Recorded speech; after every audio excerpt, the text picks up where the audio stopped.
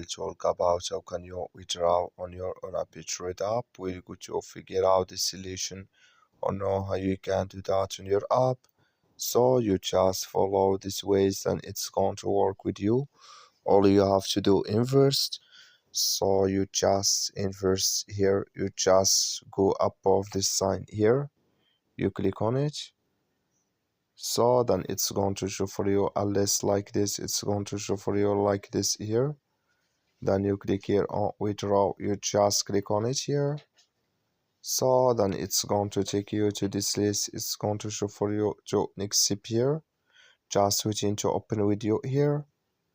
So then here it's going to show for you like this, and here can you select your so if you want to add your USD account on your SDT account here.